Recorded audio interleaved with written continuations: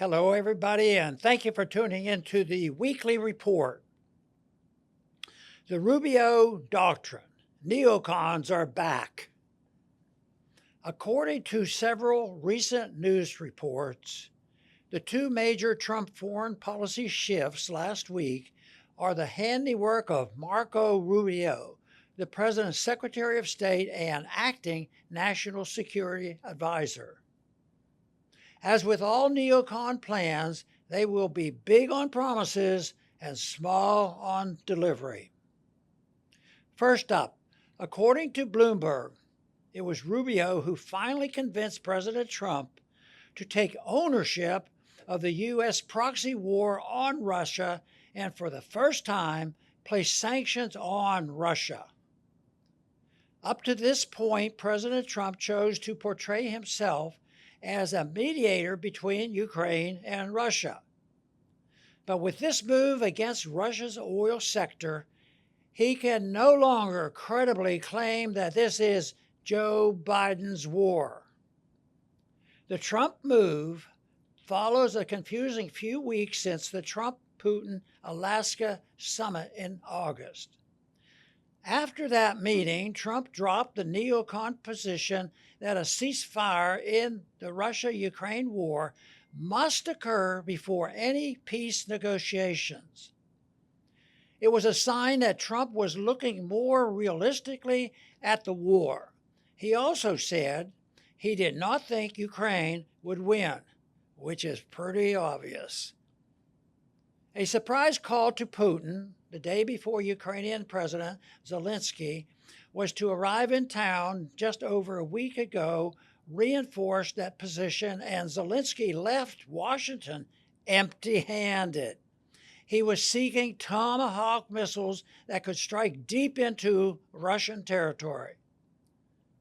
Then, out of the blue, President Trump last week announced through his Treasury Secretary Scott Bessent that the U.S. would be sanctioning Russia's two largest oil companies until Russia declares a ceasefire in the war before negotiations.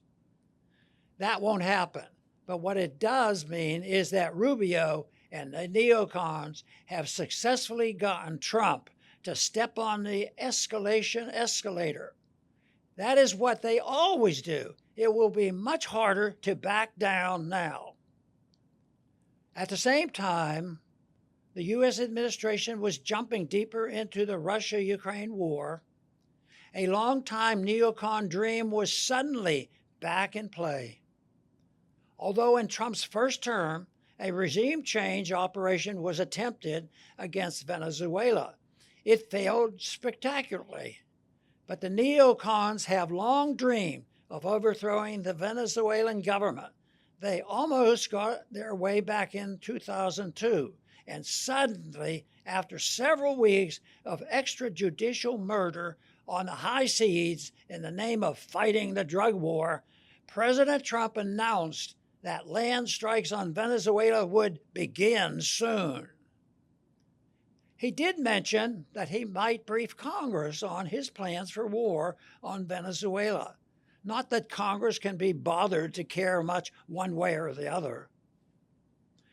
The neocon old guard that still dominates Washington foreign policy is taking a victory lap. South Carolina Senator Lindsey Graham was on the Sunday shows beaming over the conversion of no regime change wars, President Trump, to regime change wars, President Trump. The Saddam Hussein WMD factories of 2002 have become the Nicolas Maduro cocaine and fentanyl factories of 2025. And once again, the neocons' war lies are amplified by the U.S. mainstream media and transmitted to the American people. A new disaster is in the making. The global war on terror has been rebranded the hemispheric war on narco-terror, and the U.S. military-industrial complex is rubbing its hands in anticipation of a windfall. After John Bolton's disastrous stint in the first Trump administration, promises were made that the second Trump administration would be neocon free. Instead, the neocons are back. Unless President Trump wakes up soon, the neocons will destroy his second term and maybe the country. Thanks for listening.